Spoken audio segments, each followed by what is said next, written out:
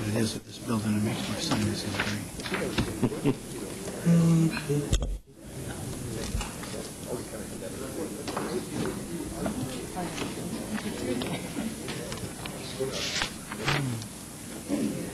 Have anybody in here from the gas? That's what I hadn't seen anything. And I didn't get the emails. They were really forming up emails. Okay. I used to email them if we're having gas stuff since they twisted on. Right. I did tell them there was a gas issue. That was it. I didn't get anything. Down in contact me.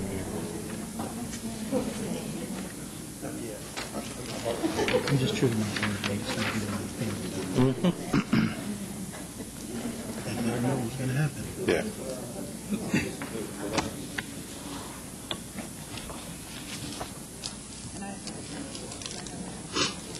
You didn't ride in the parade, have you? Here. I never realized what you're doing. Ever heard of Calvin? Yeah. Okay. I'm just saying. Saturdays are my day. I do other stuff. Official timekeeper. As I said, you never hear Calvin. I've never ridden in them. Got to do it, man. It's fun for you. Can't get it. It's Great. last week here. Okay. I'll put some on that. Yeah, I can listen to you. Which one? Which one is flying? That was the one came out too. Okay. Was Christine with the break? I don't know who. Yeah. That was the one that you were saying something about too back there, about that, I think it's the last one, where they're not doing they're giving us the money still, I'll let you explain. So which one's the first one, Tim? It's the number 3 public hearing. You want Tim to go first? Minute 20. It says right there, presentation by Tim, so just highlight. Thank you. It is 7 o'clock. We do have a forum. We'll call the City Council meeting to order. First item on the agenda tonight is our invocation given by Deputy Mayor Pro Tem Tierney, and then the pledge to both the American and Texas flags by Councilman Watts. Please join me in a moment of silence.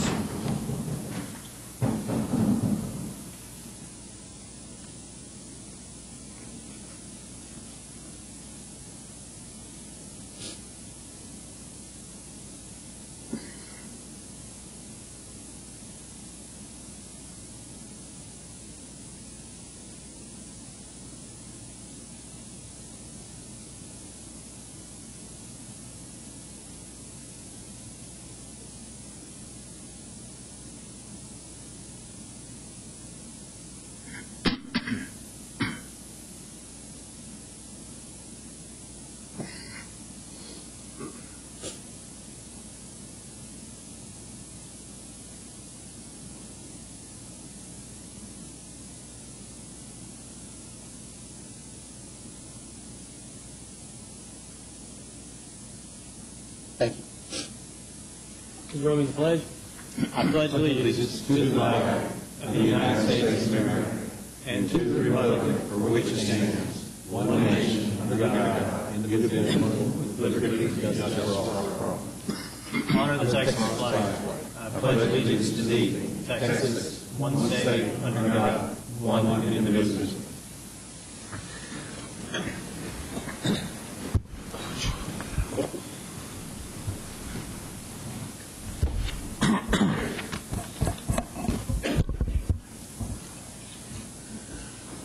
Item 1 is a public hearing, consideration of an ordinance for a zone change request for agriculture open to single-family residential, R7.5 on 0.296 acre tract located at the southeast corner of Poydras Street, as requested by Patricia Lambert, the property owner. The surrounding area is predominantly residential in nature, although the properties are a combination of R75 and AO zoning. The R.75 zoning along Poydras and Decker have come about recently with the new home construction. The existing residences in the area zone AO date back to the 1940s. The requested zoning would be in keeping with the surrounding area. The Planning and Zoning Commission voted 5-0 in favor of the zone change request at their October 26, 2010 meeting. I do have a card here filled out by Patricia Lambert. She is here just to answer any questions. If anybody had any questions for her, she's here in support, of course, and then is here to answer any questions if anybody had any. The recommendation of staff is that the council approve the proposed ordinance amending the Louisville City Code, Chapter 17, the comprehensive zoning ordinance as set forth in the above caption. Council, does anybody have any questions of Ms. Lambert? Move to close public hearing. Second. Have a motion to close public hearing by Councilman Durham, second by Councilman Tierney. All in favor? Aye. Opposed? Motion carries. Rudy? Mayor, if no one has anything else on this, I move to approve per the recommendation. Second. Have a motion by Councilman Durham to approve as presented, second by Councilman Guerrero. Council, sir. This is an ordinance of the City Council of the City of Louisville, Texas, that amends the zoning ordinance of the City of Louisville, Texas, granting zoning changes on the .296-acre tract of land fully and completely described in the attached Exhibit A, ordering a change in the use of said property from agricultural open space district zoning to single-family residential district zoning, correcting the official zoning map, preserving all other portions of the zoning ordinance, providing a clause relating to severability, determining that the public interest and general welfare demand a zoning change and amendment therein made, providing a penalty, and declaring an emergency. All in favor? Aye. Opposed? Motion carries.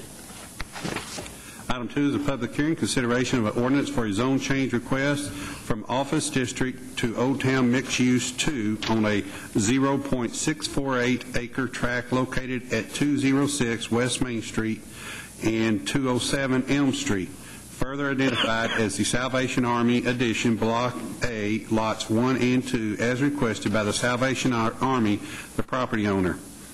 The proposed zoning classification, Old Town Mixed Use 2, is in keeping with the recommendations of the Old Town Master Plan. The applicant would like to rezone for better flexibility in use and setbacks of the property. The Planning and Zoning Commission voted 6-0 in favor of the zone change request at their November 16, 2000 meeting. I do not have any cards by anyone filled out to speak on this. Move to close public hearing. Second. Have a motion to close public hearing by Councilman Tierney, a second by Councilman Watts. All in favor? Aye. Opposed? Motion carries. Councilman Tierney. Move to approve. Have a motion to approve by Councilman Tierney. Second. Second by Councilman Thornhill. Councilor? This is an ordinance of the City Council of the City of Louisville, Texas, that amends the zoning ordinance of the City of Louisville, Texas, granting zoning changes on the .648 acre tract of land fully and completely described in the attached Exhibit A, ordering a change in the use of said property from Office District zoning to Old Town Mixed Use 2 district zoning, correcting the official zoning map, preserving all other portions of the zoning ordinance, providing a clause relating to severability, determining that the public interest and general welfare demand a zoning change and amendment therein made, providing a penalty, and declaring an emergency. All in favor? Aye. Opposed? Motion carries. Item 3 is a public hearing, consideration of issuing an oil and gas permit for a site located at 1645 McGee Lane, known as the Prologis 1H Well, in consideration of a variance to the Louisville City Code, Article 17, Sections 7-607F, the oil and gas ordinance, to allow a delay in the installation of a portion of the required landscaping until 30 days after the removal of the sound barrier wall surrounding the site, as requested by Titan Operating LLC. The applicant has requested a permit to drill a natural gas well at the captioned location. The oil and gas ordinance requires a public hearing and a city council approval as the well bore is located within 500 to 800 feet from a protected use.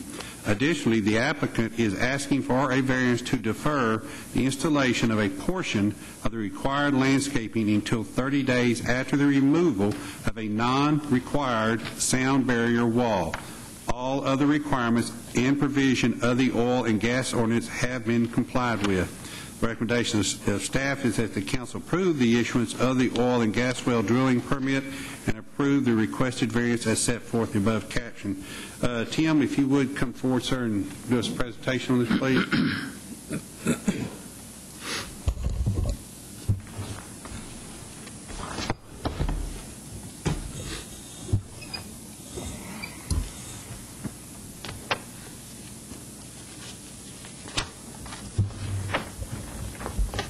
Okay, it works.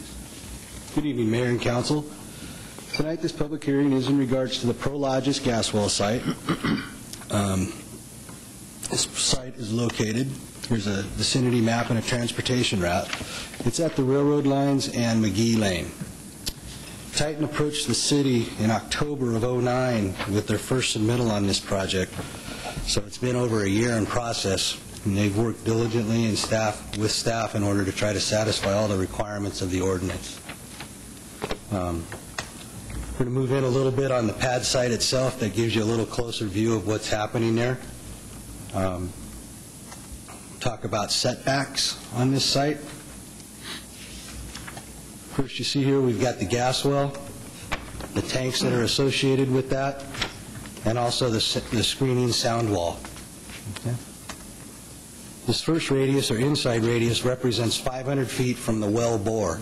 And it's important to know that they submitted this prior to the latest revision of our ordinance. It only required the setbacks to be measured from the well bore. However, they have complied, which I'll show you later with the new provisions, voluntarily. So there's your 500-foot setback ring, and that's the 800-foot radius for setbacks. And in that, there are 29 protected uses within 800 feet of that well bore. You can see on this top one, the well bore is 513 feet from the nearest residence to the northwest, and almost 700 feet to the nearest residence on the southwest side of the project.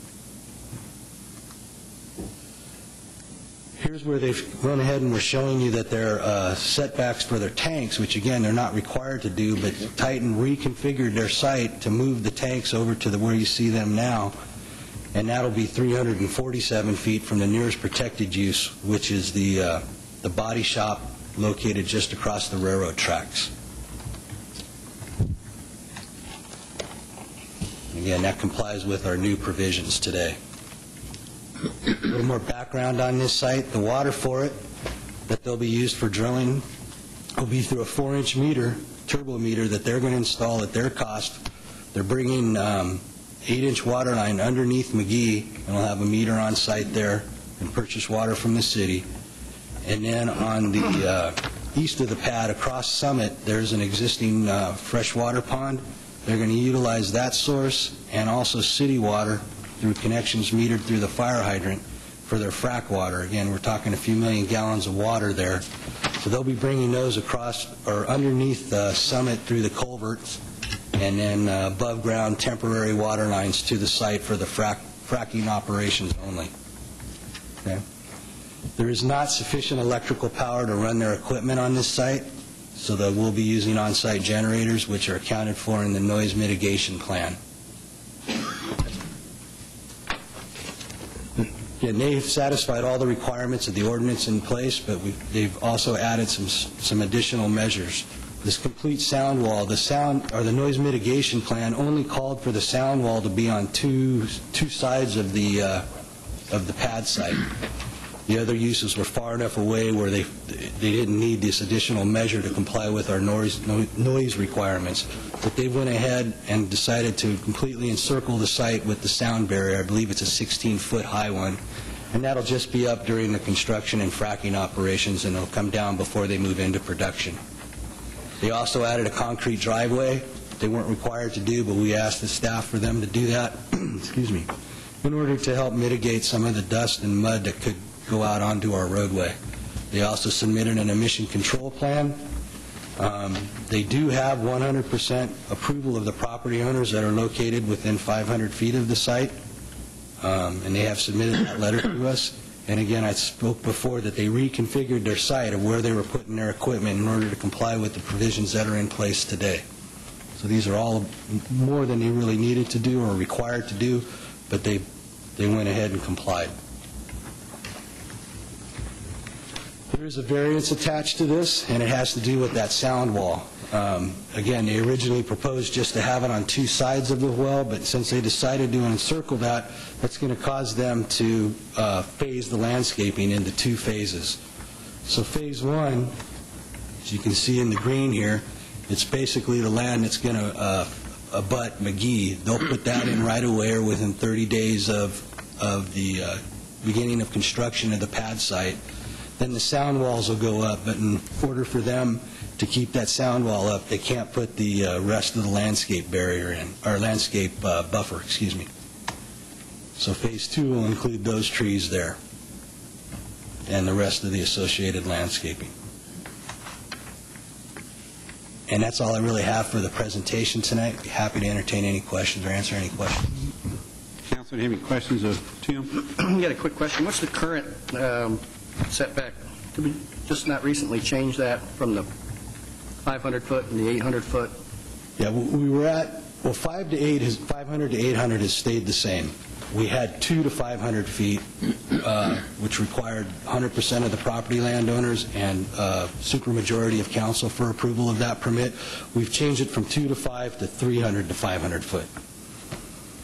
So it really didn't affect this per se, other than the one business that was in the 3 to 5, which would require approval of the owners that are in that 500-foot ring, which they did get. And that's the body shop, and I think it's some sort of retail or a cosmetic line or something like that building. Thank you. I got a question, Tim. Is there any reason, and I don't know that much about oil and gas well drilling, but the location of the well bores, the site, is there any particular reason why they chose that spot? I can't really as speak. opposed to maybe something further to the east or to the north? I don't know if there's engineering reasons behind that or what their business, plans calls for on that line, sir. I can't answer that question. That's what was submitted to us, and I'm sure they figured that was the best for their operation. They have to be just operation. They have to be away from their pad edge to a certain amount and things like that. So I'm sure a lot went into that consideration, but I can't speak to why that particular, why they chose that particular spot. We've got some speakers here from the oil and gas people themselves that might be able to answer that. Okay.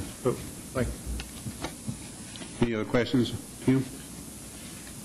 Thank you, Tim. Okay, thank you. Okay, we do have several cards here filled out. First, I'll start with Bobby Dolak. You can come forward. He's going to make a presentation. Bobby, if you'll just state your name and address for the record, please, sir. My name's Bobby Dolak, 111 Hillside Drive, Louisville, Texas. I do have a presentation. It's on the laptop down here. It's similar to Tim's presentation. I'd be happy to show it to you. I kind of brought it just as a backup in case there was questions that were arise. Everything that's in my presentation is in your packet. Tim did a thorough job explaining the answer to Mr. Thornhill's question about where it's at. The landowner requested that Prologis, picked a spot that they would be willing to put a pad on, and if you slid it to the east or slid it to the north, you're still going to end up with the same similar setback variances. There's really not a place to go that you wouldn't be before the council between that 500 and 800 feet. It might not be these 29. It might be 27 others or 16 others, you know what I'm saying, as far as the protected uses. So with the high lines there, the railroad tracks and everything, you have to get the water trucks out to either McGee Lane or Summit. So as Tim indicated, it's been a year in the process of picking the right spot, putting the wells in the right, following the council in some of your changes. The whole team kind of jockeyed a little bit to move the tanks around to comply with y'all's 300-foot. You went from 200 to 300-foot setbacks, and we did have them closer than the 300-foot, so we had to move the equipment around the site. But if any specific questions come up, I think I've got everything on my laptop to answer any questions that might come up from y'all or from the public. You okay now? Okay. Anybody got any questions? Bobby? Not really a question, but just a comment, just to make sure that everybody caught this in Tim's presentation, that this permit was under our old ordinance, and you have worked to comply with the new ordinance, even though legally you're not required to. Correct. So I want to commend you for doing that. It's we a lot of times speak about bad behavior on behalf of people trying to skirt ordinances, and a lot of times people that voluntarily go out of their way to comply with stuff that they don't have to don't get commended for doing so. So thank you for doing that. And to Prologis, the property owner, I'm sure had a say in that decision as well. That's great. Thank you. Okay, Bobby, thank you, sir. Also have a card from Chris Hammock. Did you want to speak, Chris? Yes, me. If you would just state your name and address for the record, please. Chris Hammock, Titan Operating, 111 West 4th Street, Fort Worth, Texas, Mayor, City Council. I think everybody summed it up real well. It's been a long process, but we're finally here. And I look forward, if there's any questions of me, I'll make myself available for questions now or later if you need me. Thank you. I will echo what Councilman White said. I do appreciate, I know I had conversations with you. I do appreciate you stepping forward and coming forward and adhering, voluntarily adhering to our new ordinance and making sure that you did everything, including the sound barrier wall and the concrete road there. I appreciate that. We have Dina Doan. Did you want to speak?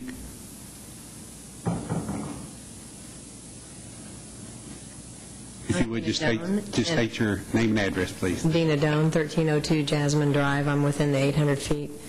And I just had some questions. I wanted to know how long the drilling process will go on, and will they be drilling through the night? I'm concerned about the noise because I have to have my sleep because I have a job and I need to be sure I get my sleep. And I wanted to know about the traffic in the area since it's within eyesight and earsight of my house, and what kind of pollution might be involved as far as odor and air, and using the water from the pond. Is it a pond that's cosmetic, and will it empty the pond? I'm just curious. I'm not concerned, just curious to know. And that's all the questions that I have, and I didn't know who would answer those. So. Okay. Mr. Dolac, did you want to respond to that, or would you like to her questions? Yes. Sure. Okay. In accordance with the sound, we do meet all the city's requirements of the sound ordinance, and as indicated by Tim in his presentation, Titan has chosen to put the screen wall all the way around the pad site and not just the recommendation of the south and the east like the sound mitigation plan to meet your ordinance. So they went above and beyond to not only help with the site but also help with the noise. It does meet, and it quite frankly exceeds your ordinance as far as the sound goes in your ordinance. The traffic, as Tim said, when you first move in, when you're building your pad, you're going to have construction traffic to build your pad. And that's where you're going to see some gravel trucks and some dirt trucks and stuff when you're building the actual pad. Now, the rig moves in, and it all moves in like a day and a half process, and it comes in on trucks. There'll be flagmen that help the trucks get into the site to unload the equipment. Then the next big traffic you'll see is when they move the frac trucks in and then move the track trucks out. So there's those sequence of events you'll see trucks moving in and out. But on a day-to-day basis, it's not a whole lot of traffic coming in and out of the site while they're actually drilling the well. The air quality, they've submitted emissions. It wasn't required. It's something that the council's been talking about. They have submitted their emissions program in your packet. You have it. I forgot which tab it is, but it's in that packet that you have that exceeds they lay out their program. It is regulated by the TCEQ. They meet and exceed the TCEQ requirements on what they've agreed to do in Louisville as far as their air and pollution mitigation.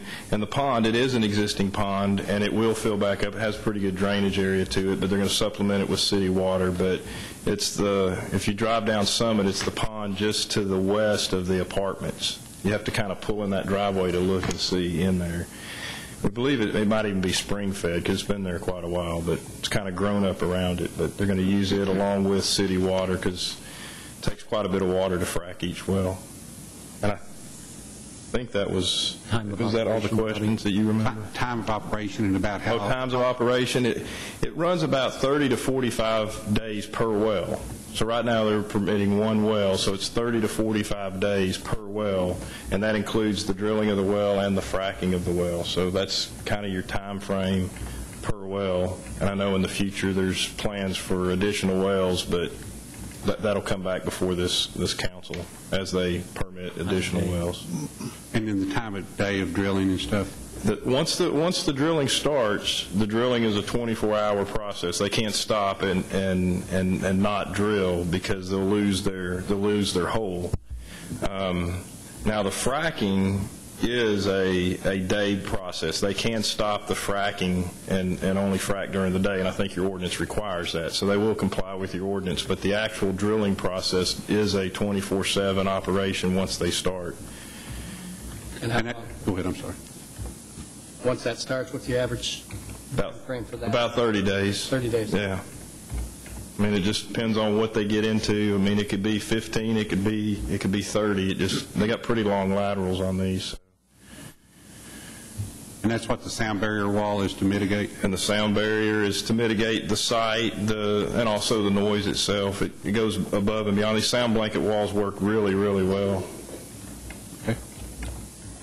What about lighting? You're going to have lighting going on through the night? Well, lighting is for the lighting is for the security of the workers on the site and requirements, the lights. But most of the lights are shone down on the site. And Titan will work with the city if you have any. They'll adjust them as need be. But they try to position them to. It's for the safety of the workers that are out there working at night. So they have to have the lights and. A lot of your lights are going to get blocked by this 16-foot curtain that's around the site also, but you're going to see the light on top of the rig. It won't be a strobe or anything. It's just a light to be seen. Anybody else have any other questions? Did you have something else, ma'am? Yes, will the big truck movement be at all hours of the day and night? When do your trucks come in? Initially, now, I can't say that there won't be any trucks that come at night during the drilling of the rig if there's an emergency and they have to have somebody come in to bring a truck in, but primarily all your truck traffic is during the day. They won't move their rig in at night. They usually move their rig in during the day. Your frac trucks come in during the day. They move out when the light, but I can't say there won't be any traffic at night, but it'll be very limited traffic at night when they're drilling. And you have a specific route? Very specific. They can't turn south on McGee. They have to go north on McGee up to 407 and 407 out to I-35, and then back the same way. That's the route. There will be no truck traffic that heads south on McGee down to Valley Ridge. And I believe all the residential is south of there. Well, it's south. There's some just to the west as you're going. Well, but I mean, it won't be going north. Yeah, it won't go south of the tracks. Right. No construction traffic south of the tracks. Any other questions? Thank you. Okay, next card I have is Robert Suez.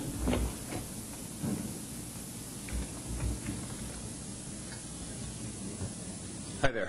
My name is Robert Suarez. I live at 2901 Timbercrest in Highland Village, and I cautiously support the drilling of the well. And I just had a question. I own the land directly to the west, the 6 acres, and plan to do some commercial development there here in the near future. So aesthetics are important to me. And what my question was is, once the well is, assuming it's successful, once the well is finished, will there be tank batteries, and what type of landscaping will be put in place to make it look as pleasing as possible to people driving up and down McGee Lane into my future development? Right. We do have all that in ordinance. The tanks and stuff, as Tim showed on his presentation, are located a minimum of 300 feet from any structure, and we do have a landscaping requirement in our ordinance that does require them to come back and do landscaping. I believe in his presentation he also showed where the landscaping would be once they remove the sound barriers.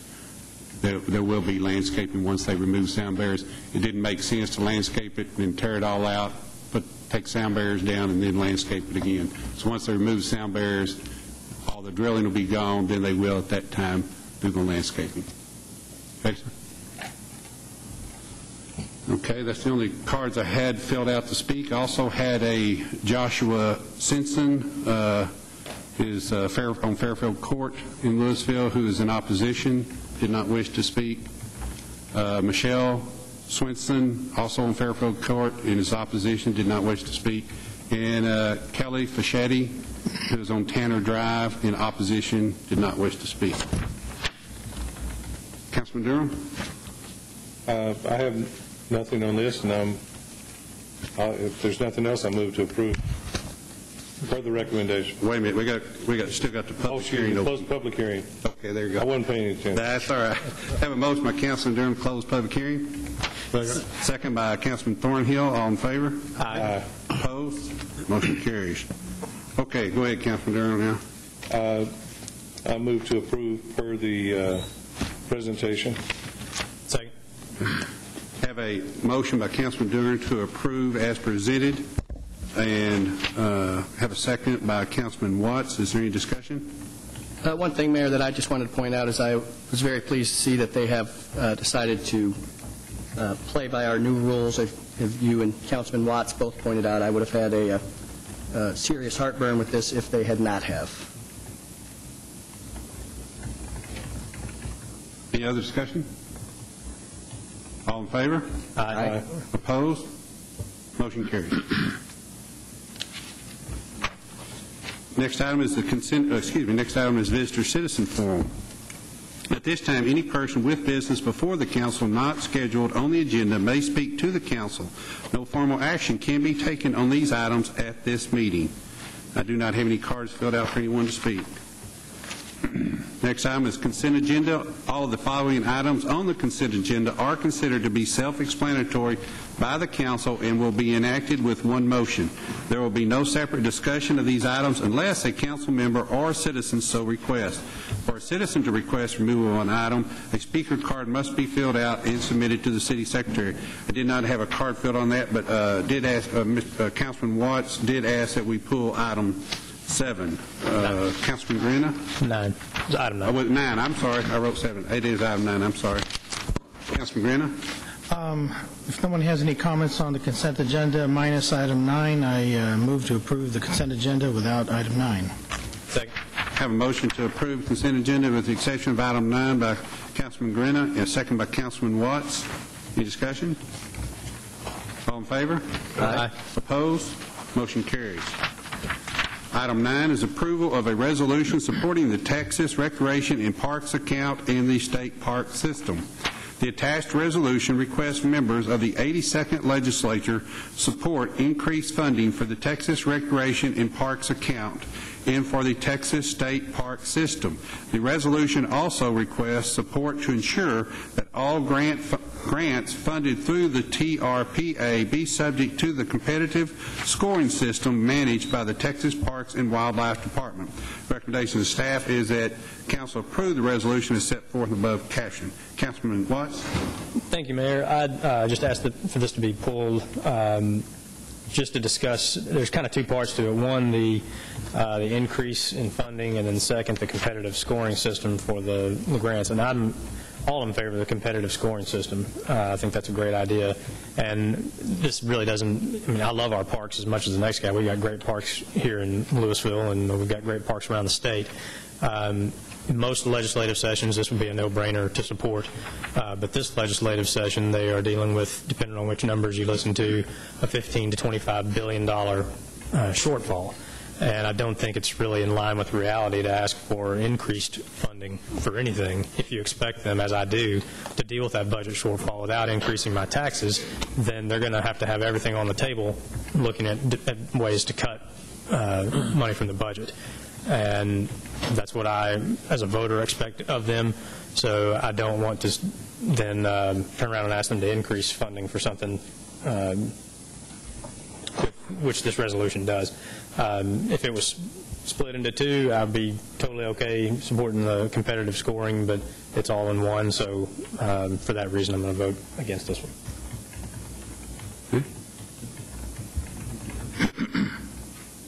Councilman Thornhill? No, I have no discussion on it. I can go and make a motion to approve item number 9.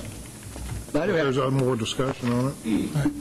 Yeah, I do have a question, just for clarification from staff that came up at workshop. Claude, is what you were saying is one of the intentions of this is to get the money properly appropriated? Well, the legislature has total authority to do whatever they want to with these funds. The previous law authorized the legislature to appropriate up to some amount. I don't remember what it is. It's in the backup, 13, 14 million for each biennium. But they don't have to. They can appropriate all of that, or they could appropriate none of it. It's strictly up to them as to how they go about doing it and what they use the balance of those funds for. So what the Texas Parks and Wildlife Society is advocating here is basically that they use all of the funds, if at all possible, that are set aside or that are generated in accordance with that previous legislation to allocate toward these types of projects. And by the way, there's two little pieces in the backup. One of them is this fund that's designed to provide grant funds for projects across the state to cities like ourselves. Another piece is Fund 64, which is actually just a TP&W fund. That's the fund that provides money for state parks. And I think the society is advocating increasing in funding for both. So it's kind of a comprehensive request that you just kind of generally support the legislature increasing funding for parks is what they're getting at. So not necessarily properly appropriating what's already been. No, there's nothing improper about the way the legislature's been appropriating things. They have the full authority to do as they have done. It just, it leaves money on the table as far as the parks people are concerned, but somebody else has probably been the beneficiary of those funds. You said improper, not unpopular. Improper. Okay. Is that Councilman Terry, do you have anything else? No, that's it. Councilman Grant? I am leaning towards Councilman Watts on this. Okay. Councilman Grant? I just want to reiterate, I agree with Councilman Watts' sentiment that in tough economic times, they're doing the budget up there, and for us asking for something more when we need to be paying off some debt is something that I agree with him on. What I really liked about it was the competitive scoring. I wish it was broken up into two different things. But this being a resolution to be another city for this group to give to the legislature to say, hey, let's increase the funding to parks. If we had the money and we weren't so much in debt up there, I would be for it also. But again, I'm for the scoring. I think it is good to be more competitive. But to ask somebody, or in this case, it seems more like a demand that they increase it, I just feel uncomfortable with that also. So, yeah, and let me say, I'm sorry, are you finished? I was just going to say this. It's not that it's the parks. I would make this statement if it was pick your cause. If it was transportation, saying we need to make sure that you increase funding. If anybody asking for increased funding when you're looking at a $20 billion shortfall. I just think everything ought to be on the table and up for discussion as far as budget cuts, and this doesn't make sense to me. And exactly. And this is, I believe, has to do with matching funds. Is that correct? That if they awarded The it, grant portion usually has matching. so if they, they awarded to us, if we applied for it and we were awarded part of those funds, we'd come up with matching funds. It'd be great. It'd mean, 50 cents on the dollar that we would have to spend. But I don't think we're really asking for anything. This is more of another city wanting to say as a group to go up and ask. So I will be voting against the resolution along with Councilman Watts. Councilman Durham? Well, if we're going to use this philosophy, then we shouldn't ask for anything. I would think, from staff, I'd like to know, is the state spending all of the money that was put up for this this tax that's being placed on sporting goods? Couldn't answer that for you, Councilman. Okay. I don't know. Okay. Do we know of any diversion? The state diverts funds from lots of their funds. The Yes. most famous example is transportation. Gas taxes. Gas tax. Very little of it goes down to building the highways anymore. And as a matter of fact, there's not enough to pay for the maintenance we have now on the state highways. But that'll be another issue. And we're going to come back with that, I'm sure, as a resolution. And I hope we would have support on that, not to divert funds, that a tax has been paid by the citizens on this. I thought at some point this tax on these sporting goods was not all being used for this deal. They are diverting it to other uses. We'd have to check on that. Okay, that's what I understood. It may not be that way. Yes, I don't know if there's a balance in a fund that's, or whether there's diversion occurring. Third cigarette sales tax. Cigarettes can only go so far. Yes, I'm saying. That's what it used to be. That's what used to go to was the cigarette taxes. Yeah. But I'm supporting this. We have to tell the legislature where we're going. Now, what they do, obviously they've done what they're going to do in the past by not funding things and diverting out of the gas tax money that is being told by everybody that that's what you spend your money for roads on. And they're not doing that. We need to make a statement on this. What they do is going to be their business. Sure. And they're going to have to do it. My opposition is not, I agree with you, diversion of funds is what gets us in this mess in the first place, and that's part of how you end up with a budget shortfall. All I'm saying is when you're going to deal with a budget shortfall, I would want, me personally, this is why I'm not supporting it, I would want them to do that via cuts instead of raising taxes, and if they're going to make cuts, everything ought to be on the table when you're considering cuts. I understand where you're going with it. Yeah. I just hope we don't have the same philosophy when we get to the roads, because we're in trouble on roads. We need to have them built. Yeah. Built, maintenance is going to be a problem on roads. Okay, we had a motion by Councilman Thornhill to approve. Have a second? I'll second. Have a motion second by Councilman Durham. All in favor? Aye. Opposed? Aye. Who, raise your hand if you voted no, just to make sure no? Okay. Motion fails. I thought that's what it was, but I want to make sure. Motion fails. Does anyone else have a motion?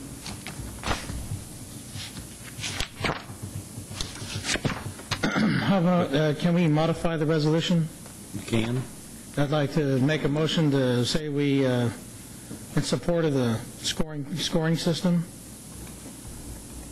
and just leave it at that. Second. Does staff understand that? Yeah, I think we can amend the language. Make the motion again, Mr. Councilman Renner, please. On the part about the scoring system, just to make a motion that we support the, what's the words again? You're basically amending the motion, or the resolution to say that members of the 82nd Legislature of Texas seek passage of legislation seek passage of legislation that all TRPA-funded park projects be subject to the established TPW's competitive scoring system, period. Exactly. What he said. Get that? Okay. We have a motion by Councilman Renner, and do we have a second? Second by Councilman Watts. Any discussion?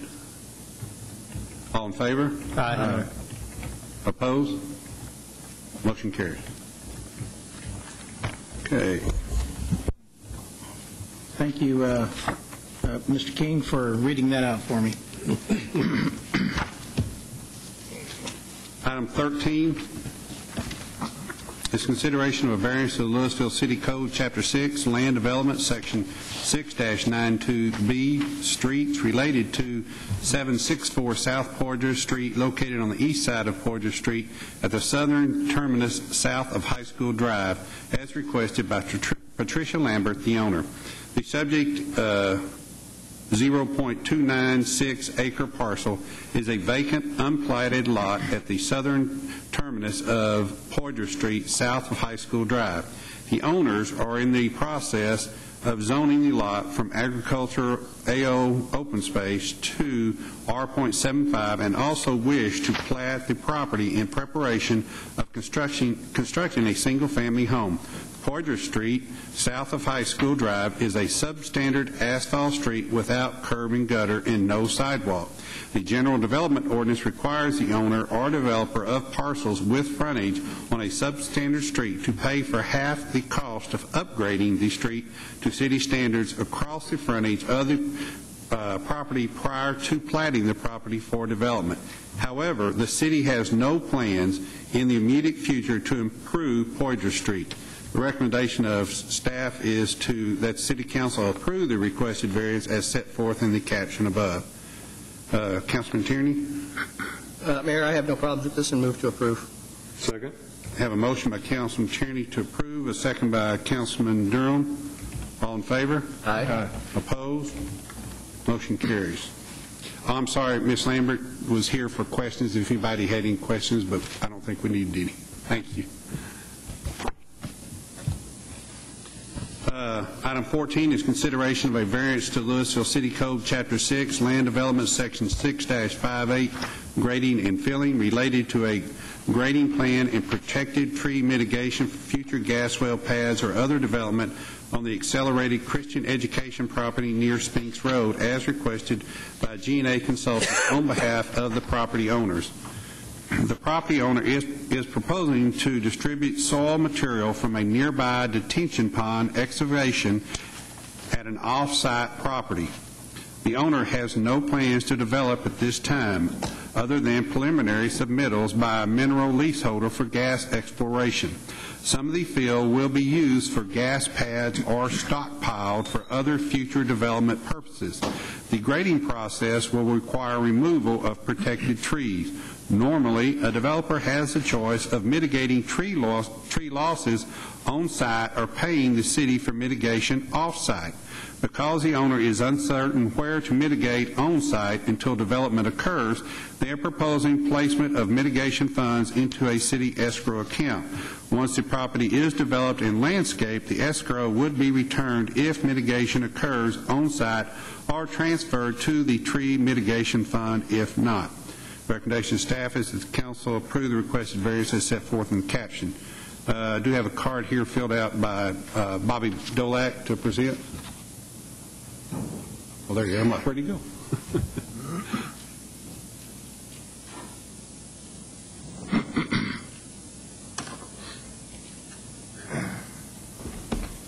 Just 1 second.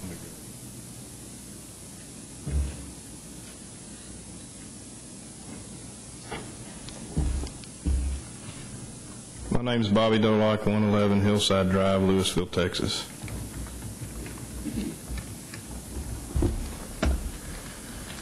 Let's see if I can.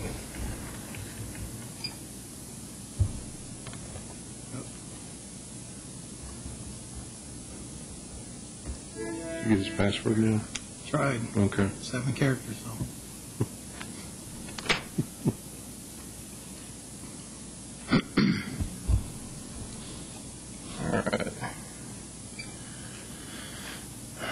All right, this slide here, I think it pops up on your screens up there. This kind of shows you the bigger picture of we're proposing to dig about a 2-acre pond on Mr. Cobb's property for future. It's actually designed and sized to be the ultimate detention pond for the remainder of his property. And in digging that pond, it's a 2.5-acre pond, we needed somewhere close to take the dirt, and working with Williams Gas and their plans down here in the southern portion of Louisville, there's a pad site on the ACE pad that's going through the city's process for future development here. The first part of next year will be bringing before the council. And we're simply moving the dirt from the pond site, which is shaded in blue, over to the area shaded in red and yellow there.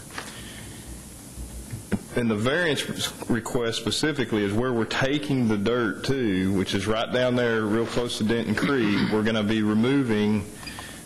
remove a total of 10 trees will be removed during the grading process. 15 trees will remain. Now, these are protected trees. If you look at the aerial, if you go back to the aerial down here, there's more trees underneath that red, but they're all mesquite trees. It's just overgrown pasture down there. But we did go in and shoot in the protected trees, and they're shaded there in green and red for you.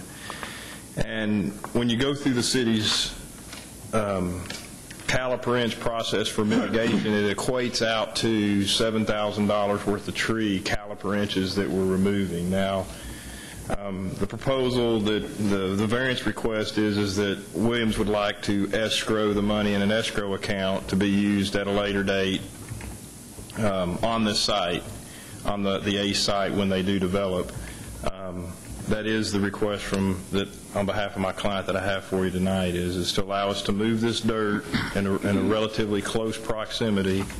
It's approximately 40,000 cubic yards of dirt, so it's a lot of dirt. We've got to move it close, and this is an appropriate location. So with that, I'd be happy to answer any questions that you might have. The question I have, as I brought it up in workshop, is I would like for you to consider, instead of putting it into an escrow account, since there's no development plans at this time, don't know if it will be developed, if it is, how it would be developed, whether it be homes, or it be a warehouse, or whether it be whatever. But with that, instead of putting an escrow fund, I'd like for the applicant to consider just going ahead and giving the same $7,000, which would go into the escrow fund, to the city mitigation fund, so that the city can determine where they would like to use that money for beautification throughout the city at some other time, at any time. It may be on this property, but if this property doesn't develop or doesn't do something with it, then we would have the ability to use those funds in other places of the city for beautification. They have no problem with that. They have no problem with that? No problem. Matter of fact, it's a great idea. Okay. Mayor, can I just I want to make sure you get this clarified, that the $7,000 is still going to be credited to this property. It fully meets the criteria for the compliance with the ordinance. Okay. So but the $7,000 would be credited. If they don't, if the city decides to put the landscaping somewhere else, that this property would still have a $7,000 credit. No. What they're doing is they're paying $7,000 to meet the requirements of the ordinance, and that means they're done. They meet the requirements of the ordinance. They have nothing else to do with tree mitigation. The funds then would stay with the city, and the city could use them anywhere in the city. But without what's being asked for now, they could have used that for... They could have used that on site to put anywhere on their property. But it's only for these trees that these, how many trees you said there were? There's 9. 9 trees. Yeah. That's the only thing that they're mitigating, is those 9 trees. Yes. So, if we decide we want to use the money for those 9 trees to put back, but this area, the reason I'm saying this, if you look at this area, if you go back to that area, there are a lot of trees in that area. And when something is developed, if something's ever developed down there, the 9 trees may not be a crucial part. I want to make sure we're talking about that when it does come down for a drilling deal for landscaping, that's completely separate from this. Yes. Landscaping around the pad site is completely separate from tree mitigation. So it's not $7,000 to be used on the property. Correct. You're just asking to be used anywhere. Right. Okay. But they'll be free and clear now for mitigating those 9 trees. Yeah, just for the mitigation, not for anything of what the future use of the property is. Correct. Okay. Just want to get that out. Yeah. Now, I do have a question. You said that the pond's going to be where the red area is? No, the blue. Oh, it's going to be where the blue area is? Yeah, on Mr. Cobb's property. Okay, that's fine. I was just making sure that I had that. That's fine. Not to complicate things too much, but Mr. Cobb also is removing 2 protected trees, but he's replanting on site, and that satisfies the ordinance. So, That's correct. Any other questions? Yeah. All right. Thank you, Bobby. And I also have a card here from T. Brown. Would you like to speak, Mr. Brown, or you just here to answer questions? Yes, would you like to speak? I'm sorry? I'm sorry. I beg your pardon. I got the wrong card here. I beg your pardon. Okay.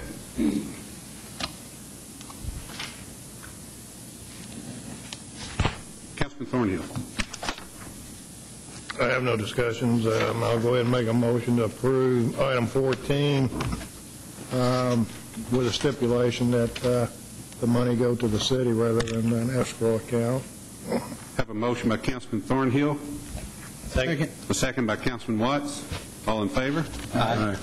Opposed? Motion carries. Item 15 is consideration of variance to Louisville City Code, Article 7, Section 7-607, the oil and gas ordinance, to accept a contribution to the city's tree mitigation fund in lieu of installing required landscaping and irrigation at the Duncan 1H gas pad site as requested by Chesapeake Energy. Chesapeake Energy is developing a gas well site south of Duncan Lane. The site is more than 800 feet from a protected use and will not require a public hearing under the oil and gas ordinance. However, Chesapeake Energy has requested a variance to the oil and gas ordinance to contribute the cost of required landscaping and irrigation to the city's tree mitigation fund in lieu of installing the required landscaping and irrigation in the 30-foot landscape buffer surrounding a new natural gas pad site. Chesapeake has complied with all other requirements and provisions of the oil and gas ordinance. Recommendation of staff is council approve the requested variance as set forth in the caption above. Mr. City Manager, Mr. King, would you kind of touch base on this a little bit, why they're asking for this? well, this is a location that's in far southwest Louisville. It's in a almost inaccessible location. It's on the north side of Denton Creek, off Duncan Road, but well down a private road that they're going to be constructing as part of this particular development. You really can't see it from Spinks. You really can't see it from Duncan. Can't see it from 121. It's virtually invisible to anyone driving on the road. You'd actually have to be on the property next to the site itself in order to see any landscaping. So that's the reason for the request, is they don't see any real point in putting a bunch of landscaping down in that particular location to be like landscaping an area that nobody's going to see the benefit of the landscaping. Right. Okay. Okay. Ms. T. Brown, I'm sorry. I do have a card here filled out by T. Brown for this actual item. Did you want to speak, ma'am?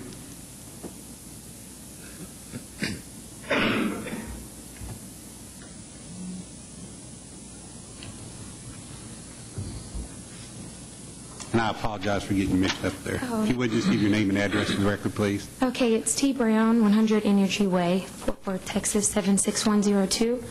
And I'm just here representing Chesapeake Energy. Wanted to make myself available for any questions that you all may have this evening. Okay. And wanted to thank you all for hearing our variance case. Okay. Council have any questions? Thank Councilman Watts? Move to approve. Have a motion by Councilman Watts to approve. Second. Second by Councilman Durham. Any discussion? All in favor? Aye. Opposed? Motion carries. Reports. Nika? No, please, come forward at any time.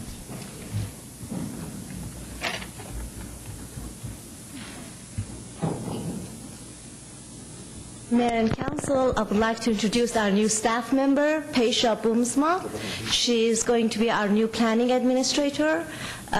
She comes to us from City of Arlington, has a master's degree in city and regional planning and a certification from the American Institute of Certified Planners.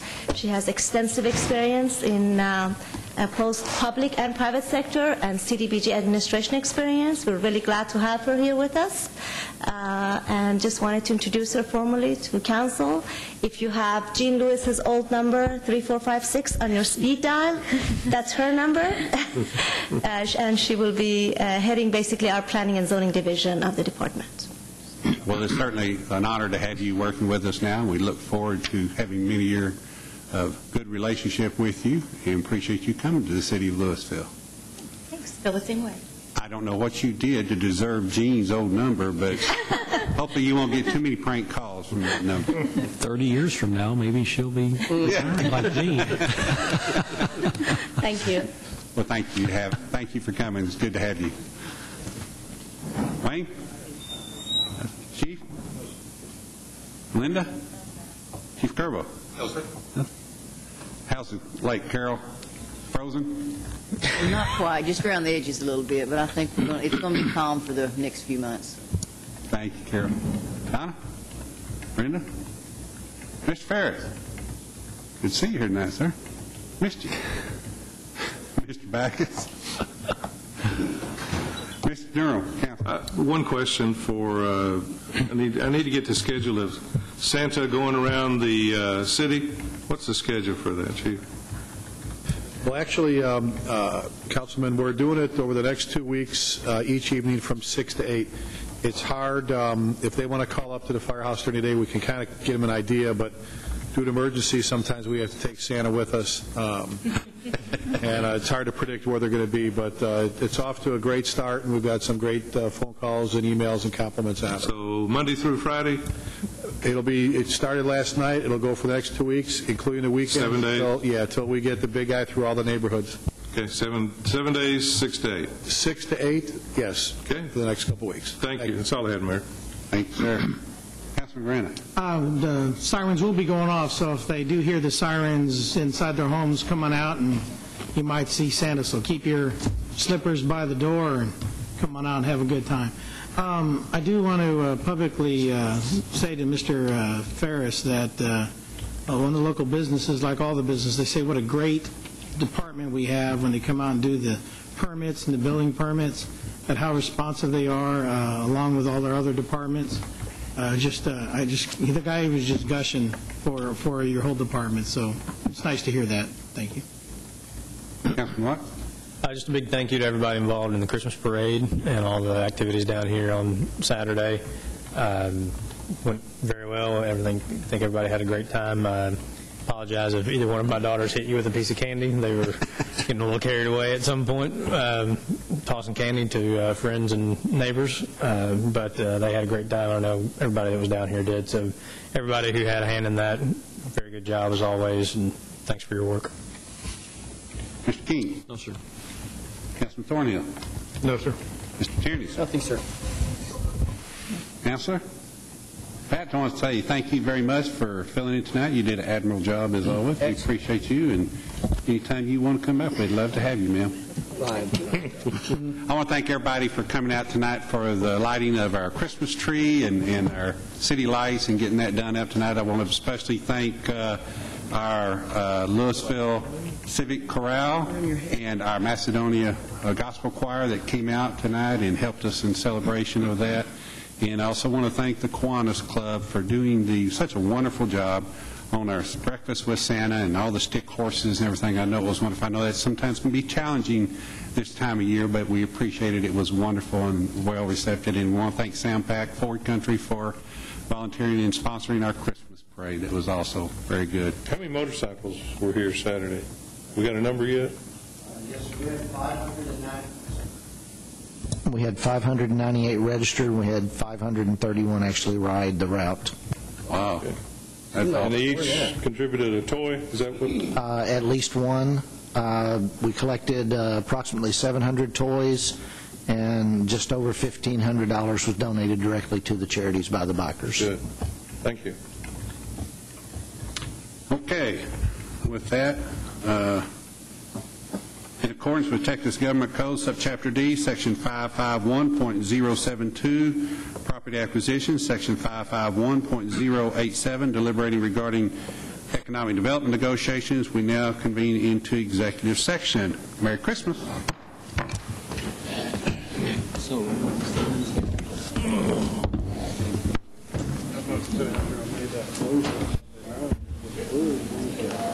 Oh, no.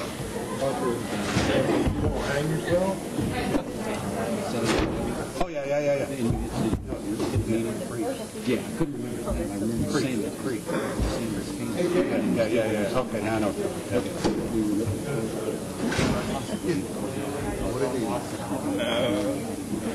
Just a moment.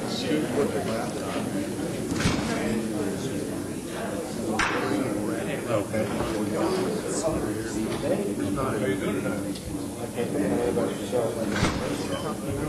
People. Good thing. Okay.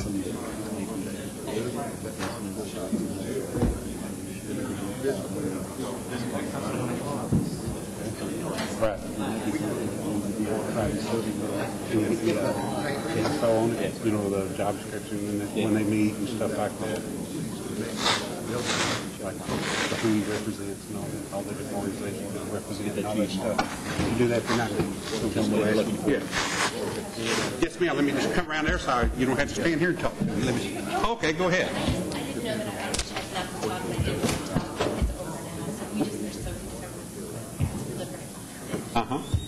It's over now, so we just there's so delivered.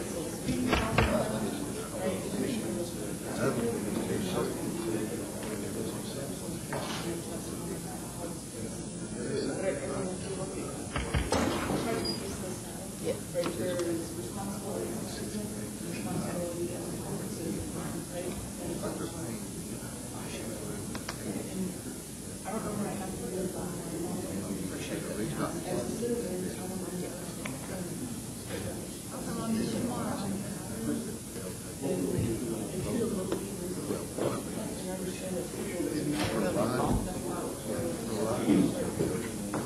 It does make a lot of sense. I want to leave that. Very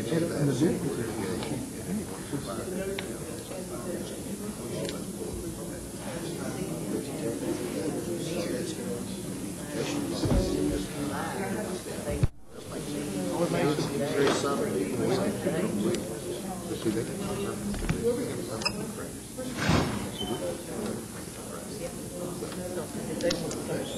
And I believe they did that. They're required by law.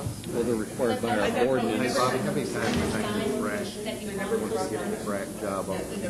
Do what now? Once. What my concern is, they go with. What notifications did they do? Well, I'd have to check. They're only required to notify the people that are within limitations of the ordinance.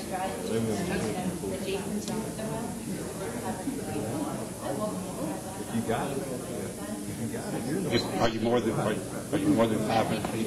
Yeah, you better be. Yeah, they're not required by law to do that. As long as they don't set 4 million gallons in a 4-hour period. They can't control what they need.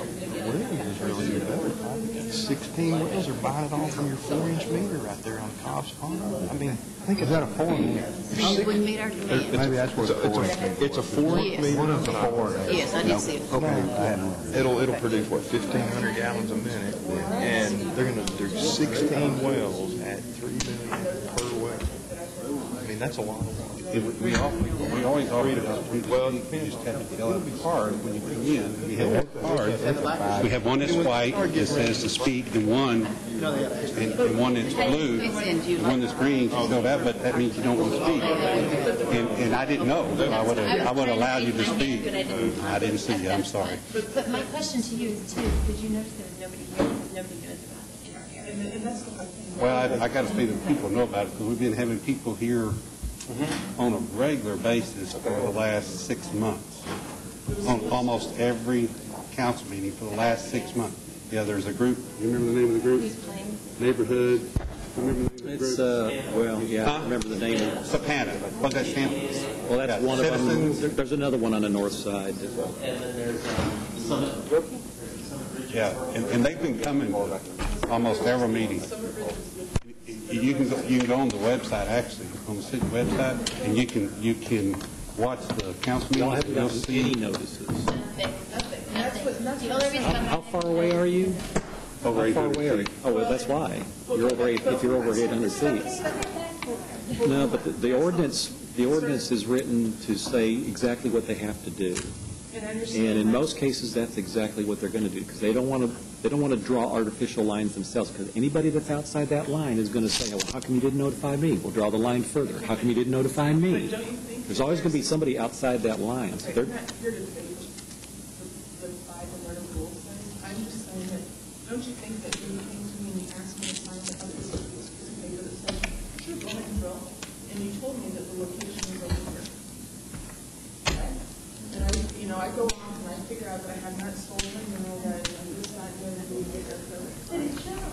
I sign on the line, so they understand where that goes, where those wells are. If it were you and your grandchildren and your children, then the location. I live right by there, so I know exactly what you're talking about. I live right there. Right, so if the location, but if the location changes. I worry about health hazards when I go outside my house. I worry about health hazards inside my house. I worry about health hazards when I shake your hand. I worry about health hazards when I eat at a restaurant. I worry about health hazards, and that's why we put all these ordinances in place to mitigate that.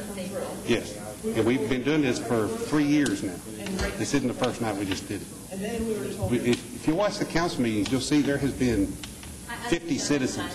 And that's, I'm a teacher and I'm a mom. hey, I understand. I work 2 jobs, and I volunteered to be mayor, and I'm a dad and a grandparent. So it's like, I understand the times. We all got the same time. Is y'all can make the rules, the Texas Environmental Conservation Board.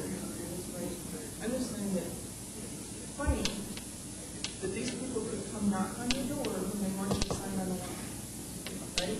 But now that the rules are changing, that fits their best interest to change the location of the building, they can't see it. Well, they had no idea where, I should say, they had no idea. Wait, let me think.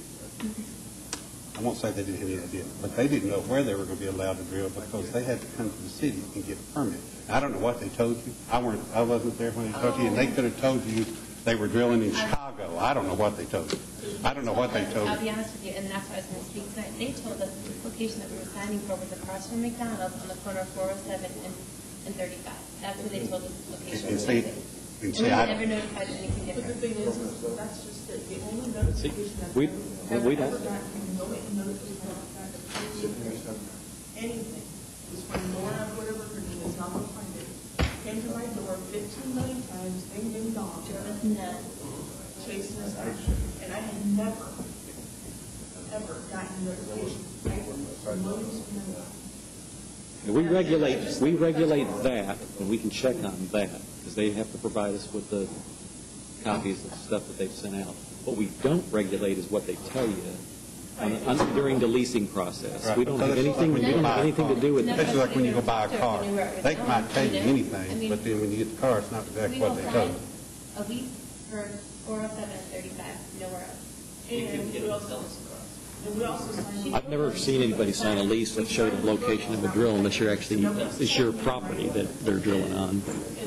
They usually don't Do you say. know that they can sell it when I sign? Not in the lease itself. If you look at your lease, it won't say anything about I that. signed my lease agreement with Williams. I did not sign my lease agreement with Page. So not only did they not notify me of the change in location, they didn't even change. And that's not regulated by us. That's regulated by the federal government. If a company wants to Probably regulated sell, by the contract of the lease. They right, probably if they have a want to assignment sell, clause in it's there. just like if you rent an office building, you rent your office out of an office building, and your landlord wants to sell it, he can sell the building. He doesn't have to tell you. If you want to stay there, you stay there. If you don't, you don't. But they're not required to do that. Okay, but just because it's okay, and it's. I'm not saying they shouldn't have. I'm not saying they shouldn't Just have. because it's okay outside of the city of Louisville, I want to challenge the city of Louisville to have a little bit higher expectations of the people that do business in the city. I think we really do. If you'll look at our record. Some lady stated up here that they didn't even know anything about the gas and oil drilling. No, that wasn't quite what he said. I think if you watch it, he says, I'm not all that up on the gas and oil spend. Now, he's been through here for the whole 3 years, and he probably knows a lot more about it than what he sounded like tonight. But he wasn't talking about all the technical stuff. We've had technical people that deal with the air quality. We've had people that deal with the underground quality, all that stuff. We've been working with them for over 3 years. All of our ordinances are designed much more strict than most places. We're not the strictest, the tightest, but we're in probably the top third of the tightest, strictest ordinances there are. Sure, and that's what you can do. But what I'm going to challenge all of the elected officials to do is to take a step back and look at it and say, air quality or light, noise, whatever. Okay, to me, that's a scientific expectation of regulation and the rules that should govern that. But there's also an ethical rule and an environmental responsibility. It's how much would, don't tell me that they're not going to make money fixed on drilling behind my house. Okay? There's a railroad track and a school, and the whole point of the matter is they're going to have enough money to go for forever based upon drilling behind my house. And you need to tell me that they couldn't put a 40-cent stamp or 50-cent stamp on one single sheet of paper and notify me that they either sold my lease or that they've changed the location of their drilling. I mean, I don't know where I have to do this. I'm going to show it at 7:30 this morning call today. That's what they told me to do. But I will not listen. Well, that's fine. It's been approved. We have. Let me finish. Challenge ourselves to do a better job. You want me to talk now? Well, I'm very frustrated. Okay, that's fine. You voice me. I was going to try to help you, but that's okay. I don't know how else to get it, though. I called ahead. Well, I was trying to tell you. What I'm telling you is this issue has been passed. Your council, I don't vote, but they vote. Mayor doesn't get to vote in the city of Louisville. You read your city charter. I know you're busy, but we all have the same 24 hours a day that each one of us do. I work 2 jobs. I volunteer to be your mayor. I'm a dad. I'm a grandpa. So I've got the same 24 hours that you do being a teacher and a mom.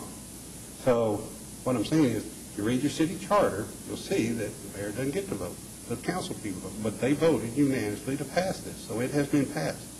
Now, this issue won't be come up on the council again unless a council member so requested. And there are certain, I don't even know if it can be, I'll have to get with legal to see, ask Liz to come out, please. Yes. And I'm not even sure that they can because because they all voted for it. So I think one council person that voted for it could come up and request for it to be put on their agenda. Right. The thing is that we've been doing it, and you can ask, she's not here, Heather, our reporter, was here, and for the last 6 months, I know, we've had 20 and 30 people coming in speaking at the council meetings, and each one of them getting up to speak, and we formed a committee of citizens. It was in the paper, it was everything else. We formed a committee of citizens to work with the gas people to help fix our ordinance so that it would be okay, because people know that we need gas.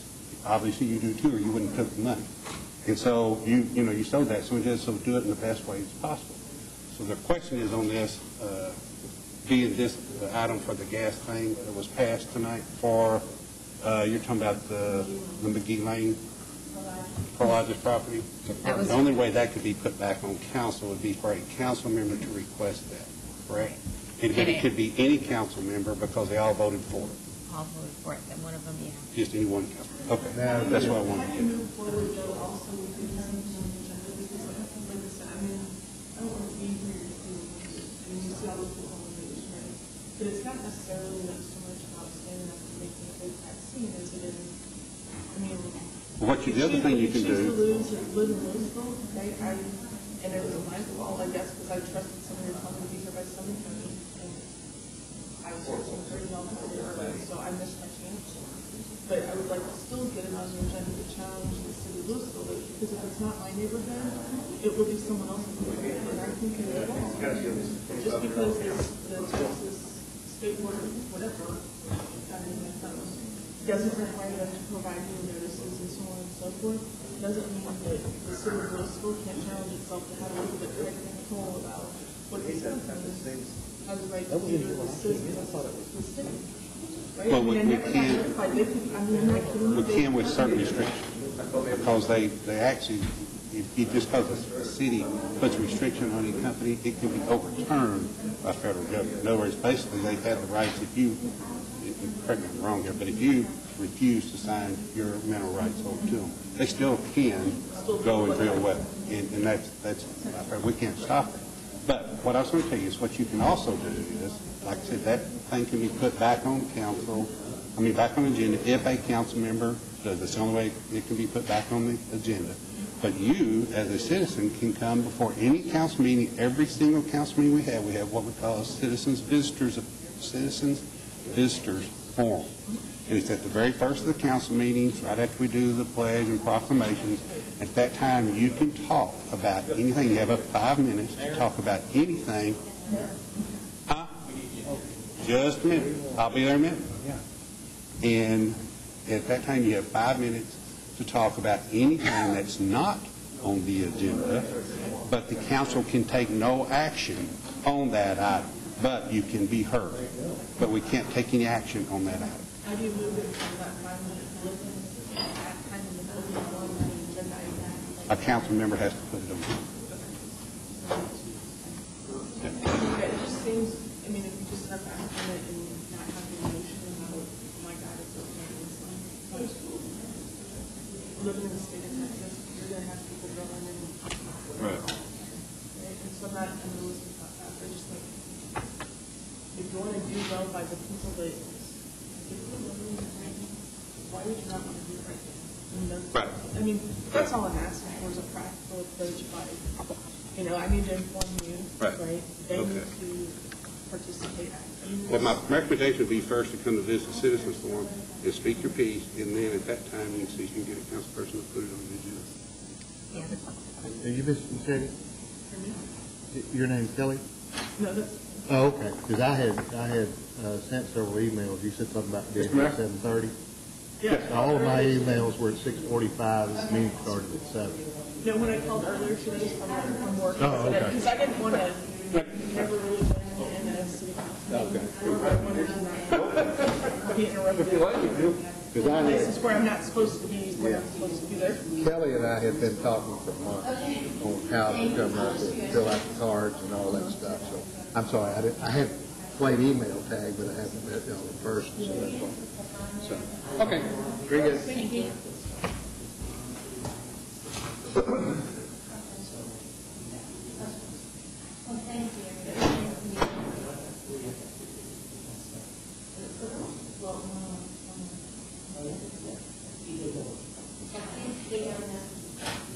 Yes. You rang? Yes, you did. Told me a little while ago.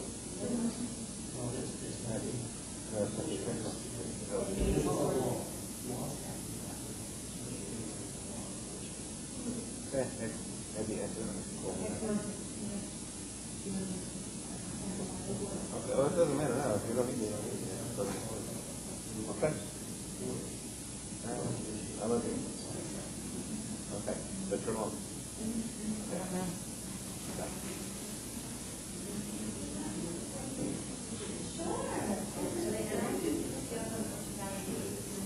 It's the right thing to do. Yeah, and that's what I said. That's what I said. I have the responsibility to them. They have the responsibility to have because the corporation made up the food and it's for to do the right thing. And you don't have to do that for one thing.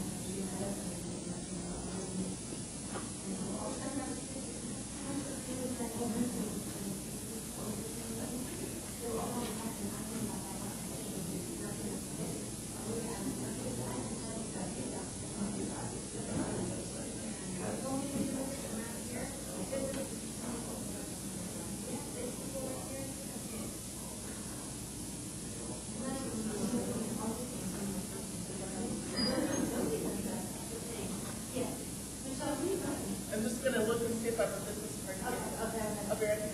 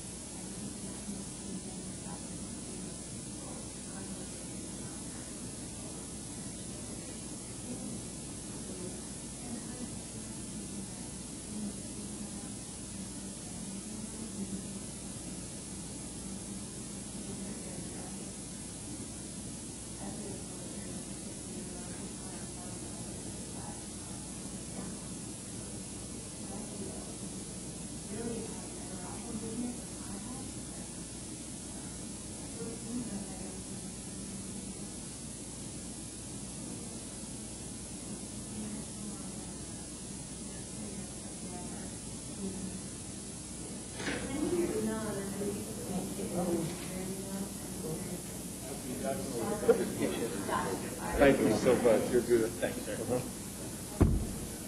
We're just trying to help. You did, too. Saved my life.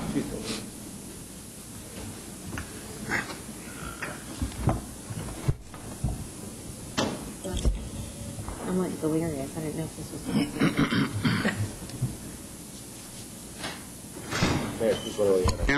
Counselor, is there any action to be taken? No. Move to dismiss. Have a motion to adjourn by Councilman Tierney, second by Councilman Watts. All in favor? Aye. Opposed? Motion carries.